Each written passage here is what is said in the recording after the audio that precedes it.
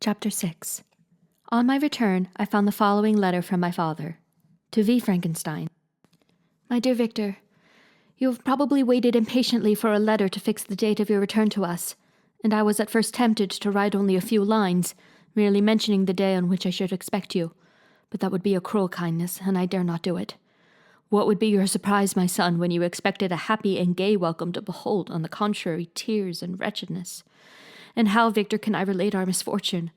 Absence cannot have rendered you callous to our joys and griefs, and how shall I inflict pain on an absent child? I wish to prepare you for the woeful news, but I know it is impossible. Even now your eye skims over the page to seek the words which are to convey to you the horrible tidings. William is dead. That sweet child, whose smiles delighted and warmed my heart, who was so gentle yet so gay. Victor, he is murdered. I will not attempt to console you, but will simply relate the circumstances of the transaction. Last Thursday, May 7th, I, my niece, and your 2 brothers went to walk in Plain Palais. The evening was warm and serene, and we prolonged our walk farther than usual. It was already dusk before we thought of returning, and then we discovered that William and Ernest, who had gone on before, were not to be found. We accordingly rested on a seat until they should return. Presently Ernest came and inquired if we had seen his brother. He said that they had been playing together, that William had run away to hide himself, and that he vainly sought for him, and afterwards waited for him a long time, but that he did not return. This account rather alarmed us, and we continued to search for him until night fell, when Elizabeth conjectured that he might have returned to the house. He was not there. We returned again with torches, for I could not rest when I thought that my sweet boy had lost himself, and was exposed to all the damps and dews of night. Elizabeth also suffered extreme anguish. About 5 in the morning I discovered my lovely boy, whom the night before I had seen blooming and active in health, stretched on the grass livid and motionless. The print of the murderer's finger was on his neck. He was conveyed home, and the anguish that was visible in my countenance betrayed the secret to Elizabeth. She was very earnest to see the corpse. At first I attempted to prevent her, but she persisted, and entering the room where it lay, hastily examined the neck of the victim, and clasping her hands, exclaimed, "Oh God, I have murdered my darling infant!" She fainted, and was restored with extreme difficulty. When she again lived, it was only to weep and sigh. She told me that same evening William had teased her to let him wear a very valuable miniature that she possessed of your mother. This picture is gone, and was doubtless the temptation which urged the murderer to the deed. We have no trace of him at present, although our exertions to discover him are unremitted, but they will not restore my beloved William. Come, dearest Victor, you alone can console Elizabeth. She weeps continually and accuses herself unjustly as the cause of his death. Her words pierce my heart. We are all unhappy, but will not that be an additional motive for you, my son, to return and be our comforter? Your dear mother! Alas, Victor, I now say, thank God she did not live to witness the cruel, miserable death of her youngest darling. Come, Victor, not brooding thoughts of vengeance against the assassin, but with feelings of peace and gentleness that will heal instead of festering the wounds of our minds. Enter the house of mourning, my friend, but with kindness and affection for those who love you, and not with hatred for your enemies. Your affectionate and afflicted father, Alphonse Frankenstein, Geneva, May 12th. Clerval, who had watched my countenance as I read this letter, was surprised to observe the despair that succeeded to the joy I at first expressed on receiving news from my friends. I threw the letter on the table and covered my face with my hands. "My dear Frankenstein," exclaimed Henry, when he perceived me weep with bitterness, "are you always to be unhappy? My dear friend, what has happened?" I motioned to him to take up the letter, while I walked up and down in the room in the extremest agitation. Tears also gushed from the eyes of Clerval as he read the account of my misfortune. "I can offer you no consolation, my friend," said he. "Your disaster is irreparable. What do you intend to do?" "To go instantly to Geneva. Come with me, Henry, to order the horses." During our walk, Clerval endeavored to raise my spirits. He did not do this by common topics of consolation, but by exhibiting the truest sympathy.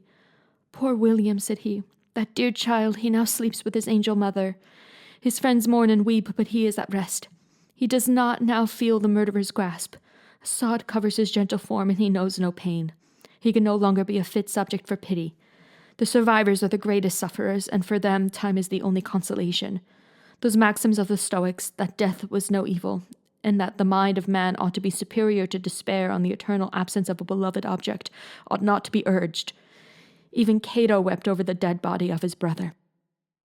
Clerval spoke thus as we hurried through the streets. The words impressed themselves on my mind, and I remembered them afterwards in solitude.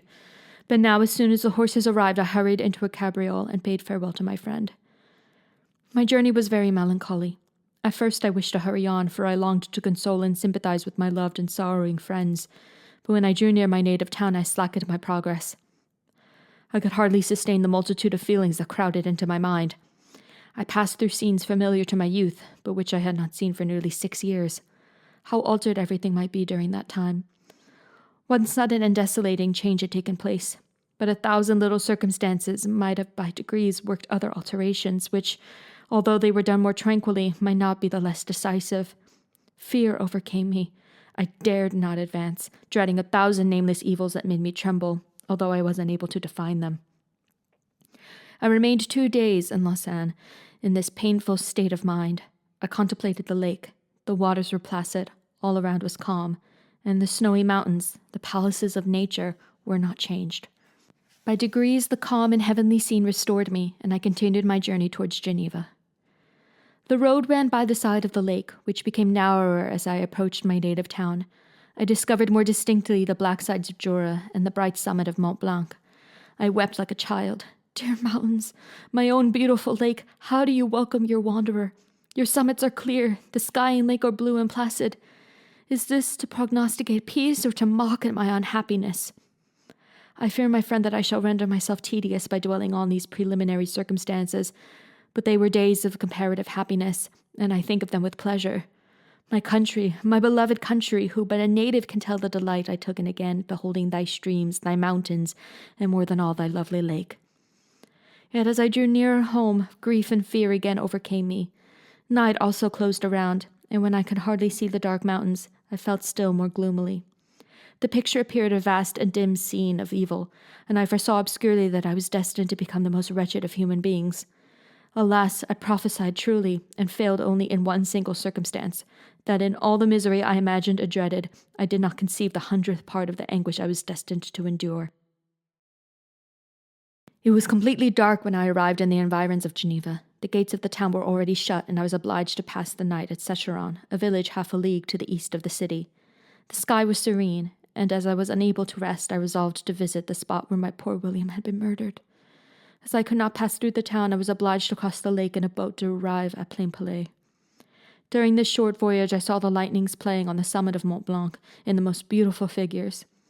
The storm appeared to approach rapidly, and on landing, I ascended a low hill, that I might observe its progress. It advanced, the heavens were clouded, and I soon felt the rain coming slowly in large drops, but its violence quickly increased. I quitted my seat and walked on, although the darkness and storm increased every minute, and the thunder burst with a terrific crash over my head. It was echoed from Salève, the Juras, and the Alps of Savoy. Vivid flashes of lightning dazzled my eyes, illuminating the lake, making it appear like a vast sheet of fire. Then for an instant, everything seemed of a pitchy darkness, until the eye recovered itself from the preceding flash.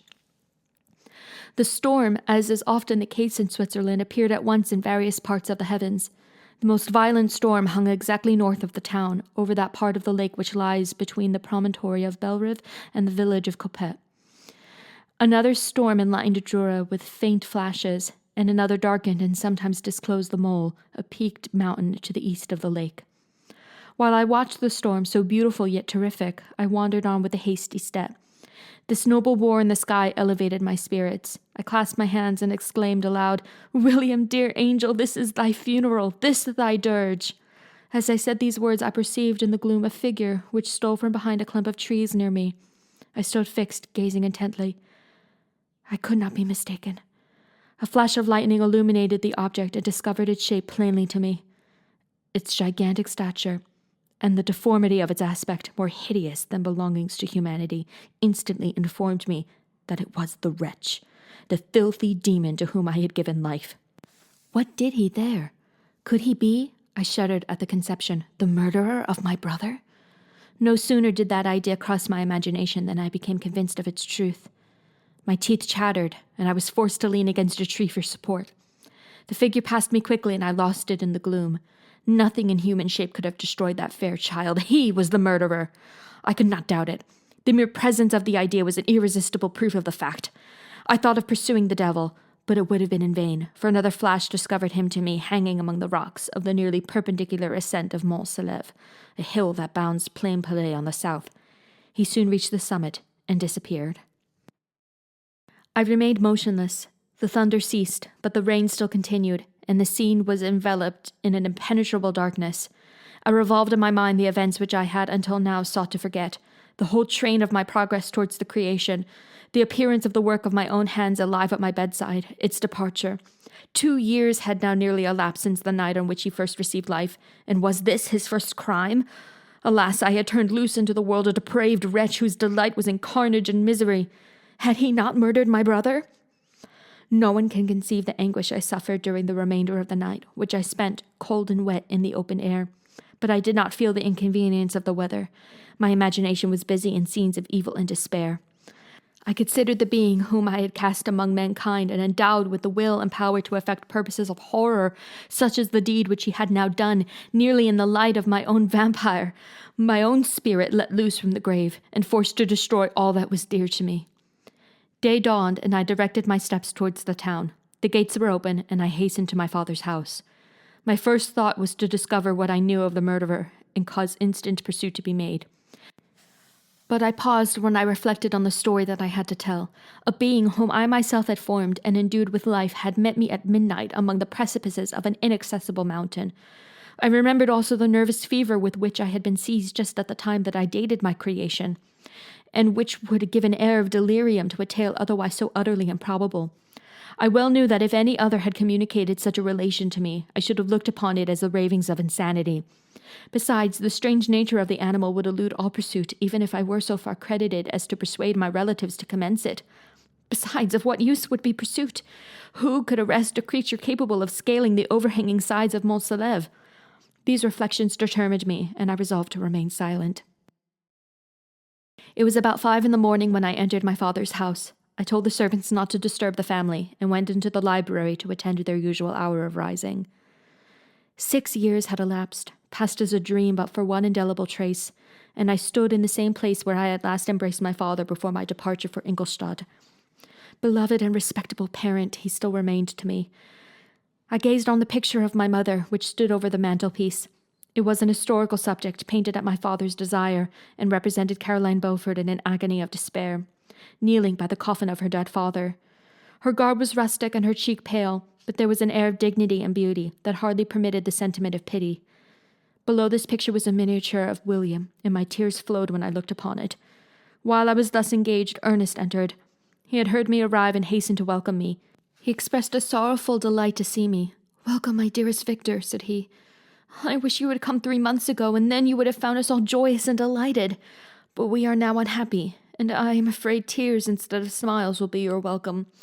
Our father looks so sorrowful. This dreadful event seems to have revived in his mind his grief on the death of Mamma. Poor Elizabeth also is quite inconsolable." Ernest began to weep as he said these words. "Do not," said I, "welcome me thus. Try to be more calm, that I may not be absolutely miserable the moment I enter my father's house after so long an absence. But tell me, how does my father support his misfortunes? And how is my poor Elizabeth?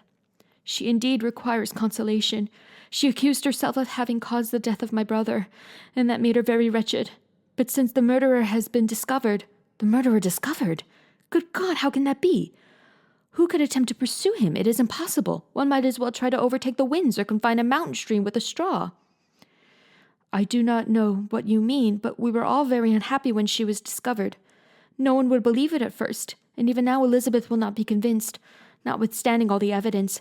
Indeed, who would credit that Justine Moritz, who was so amiable and fond of all the family, could all at once become so extremely wicked?" "Justine Moritz? Poor, poor girl, is she the accused? But it is wrongfully. Everyone knows that. No one believes it, surely, Ernest." "No one did at first, but several circumstances came out that have almost forced conviction upon us, and her own behavior has been so confused as to add to the evidence of facts a weight that, I fear, leaves no hope for doubt. But she will be tried today, and you will then hear all." He related that, the morning on which the murder of poor William had been discovered, Justine had been taken ill and confined to her bed. And after several days, one of the servants, happening to examine the apparel she had worn on the night of the murder, had discovered in her pocket the picture of my mother, which had been judged to be the temptation of the murderer. The servant instantly shewed it to one of the others, who, without saying a word to any of the family, went to a magistrate, and upon their deposition Justine was apprehended. On being charged with the fact, the poor girl confirmed the suspicion in a great measure by her extreme confusion of manner. This was a strange tale, but it did not shake my faith, and I replied earnestly, "You are all mistaken. I know the murderer. Justine, poor good Justine, is innocent." At that instant my father entered.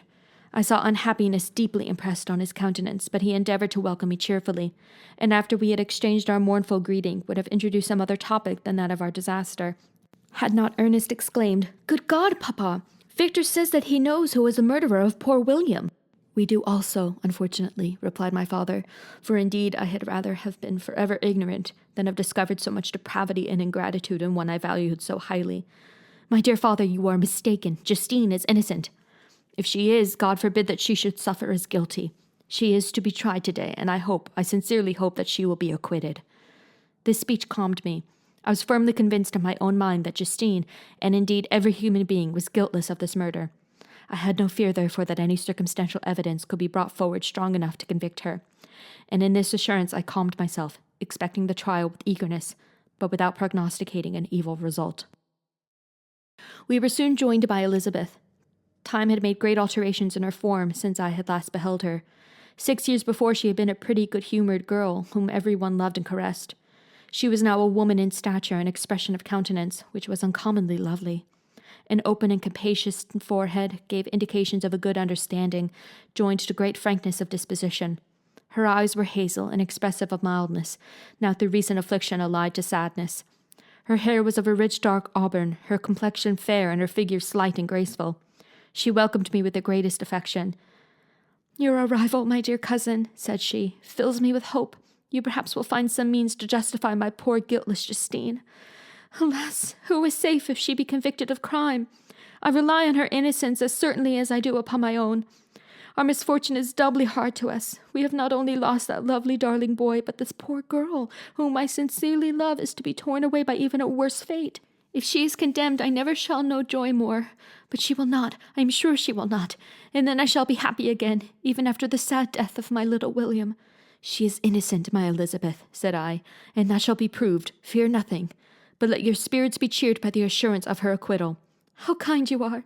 Everyone else believes in her guilt, and that made me wretched, for I knew that it was impossible, and to see everyone else prejudiced in so deadly a manner rendered me hopeless and despairing." She wept. "Sweet niece," said my father, "dry your tears.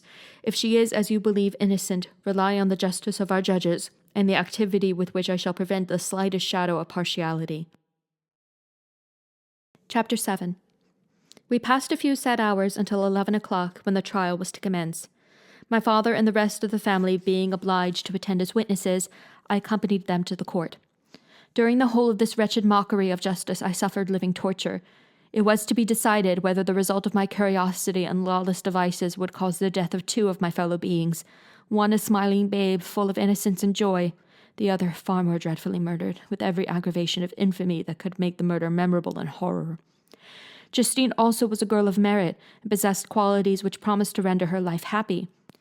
Now all was to be obliterated in an ignominious grave, and I the cause.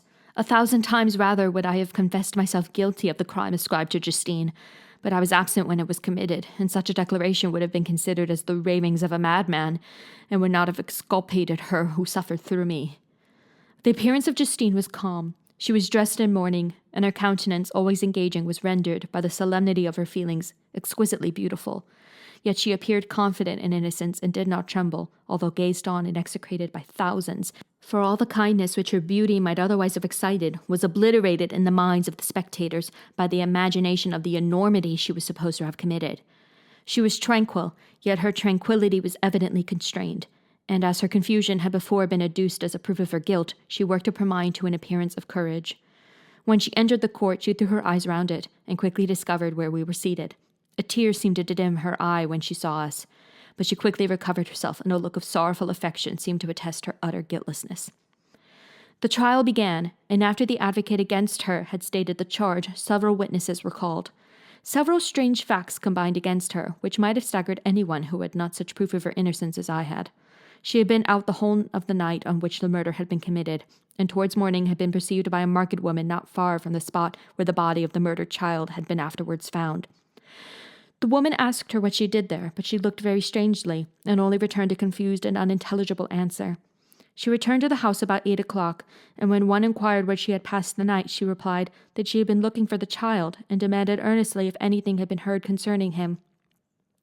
When shown the body, she fell into violent hysterics, and kept her bed for several days.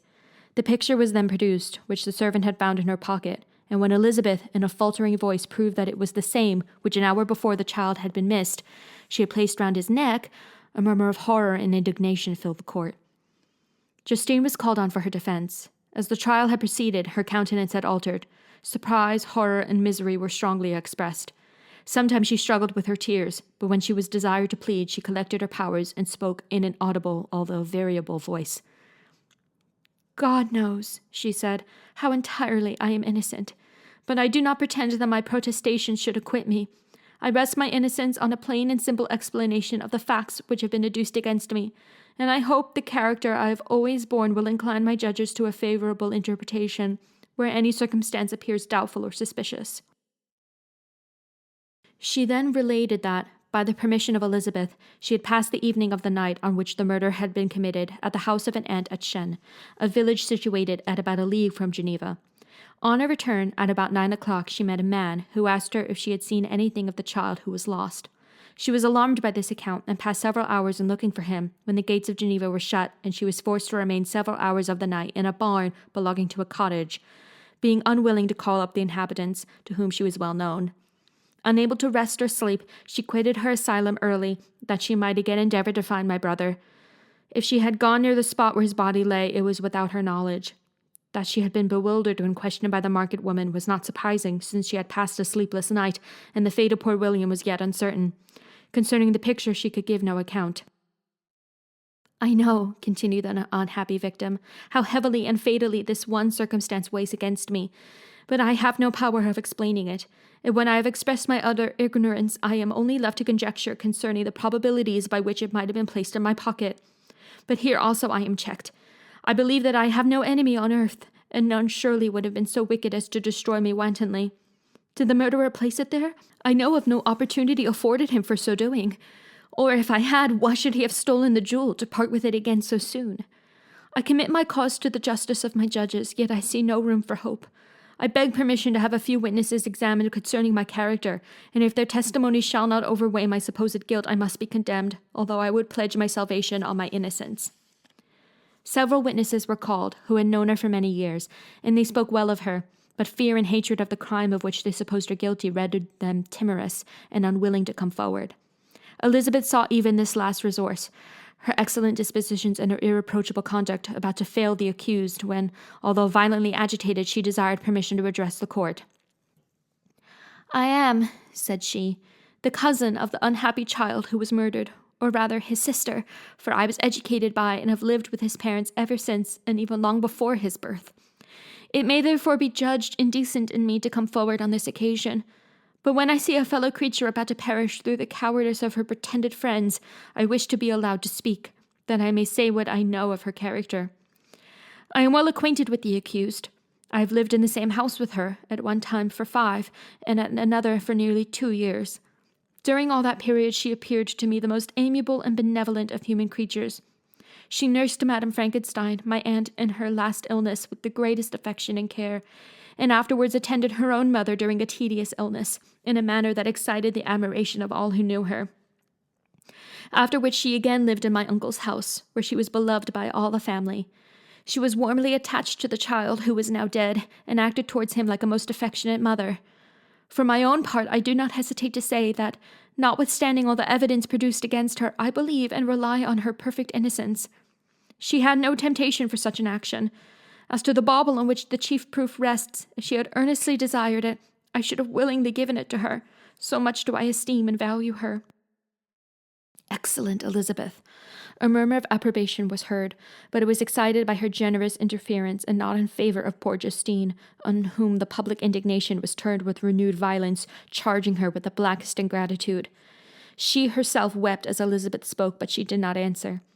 My own agitation and anguish was extreme during the whole trial. I believed in her innocence. I knew it. Could the demon who had, I did not for a minute doubt, murdered my brother, also in his hellish sport have betrayed the innocent to death and ignominy? I could not sustain the horror of my situation, and when I perceived the popular voice and the countenances of the judges had already condemned my unhappy victim, I rushed out of the court in agony. The tortures of the accused did not equal mine. She was sustained by innocence, but the fangs of remorse tore my bosom and would not forego their hold. I passed a night of unmingled wretchedness. In the morning I went to the court. My lips and throat were parched. I dared not ask the fatal question, but I was known, and the officer guessed the cause of my visit. The ballots had been thrown. They were all black, and Justine was condemned. I cannot pretend to describe what I then felt. I had before experienced sensations of horror, and I have endeavored to bestow upon them adequate expressions, but words cannot convey an idea of the heart-sickening despair that I then endured. The person to whom I addressed myself added that Justine had already confessed her guilt. That evidence, he observed, was hardly required in so glaring a case, but I am glad of it. And indeed none of our judges like to condemn a criminal upon circumstantial evidence, be it ever so decisive. When I returned home, Elizabeth eagerly demanded the result. My cousin, replied I, it is decided as you may have expected. All judges had rather that 10 innocent should suffer than that 1 guilty should escape. But she has confessed. This was a dire blow to poor Elizabeth, who had relied with firmness upon Justine's innocence. Alas, said she, how shall I ever again believe in human benevolence? Justine, whom I loved and esteemed as my sister, how could she put on those smiles of innocence only to betray? Her mild eye seemed incapable of any severity or ill humor, and yet she has committed a murder.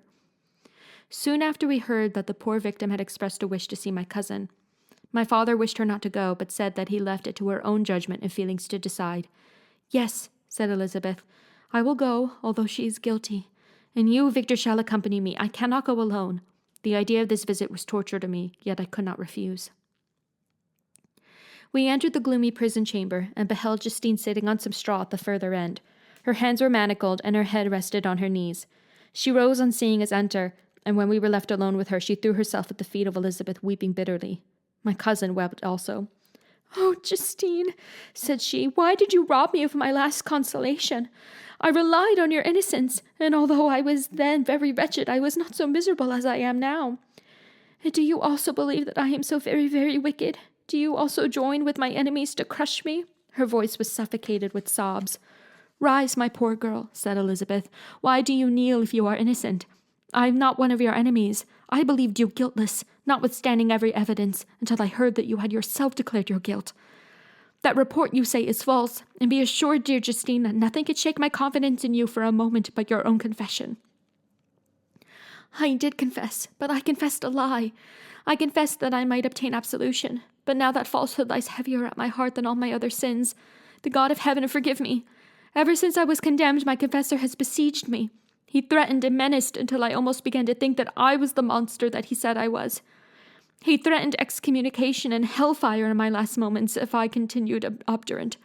Dear lady, I had none to support me. All looked on me as a wretch doomed to ignominy and perdition. What could I do?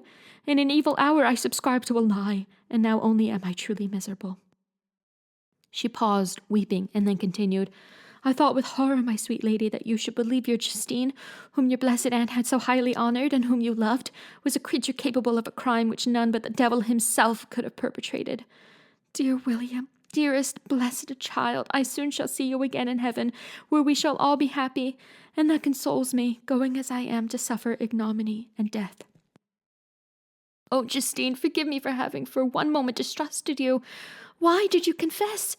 But do not mourn, my dear girl. I will everywhere proclaim your innocence and force belief. Yet you must die, you, my playfellow, my companion, my more than sister. I never can survive so horrible a misfortune. Dear, sweet Elizabeth, do not weep.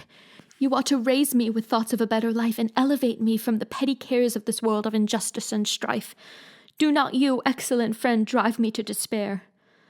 I will try to comfort you, but this, I fear, is an evil too deep and poignant to admit of consolation, for there is no hope.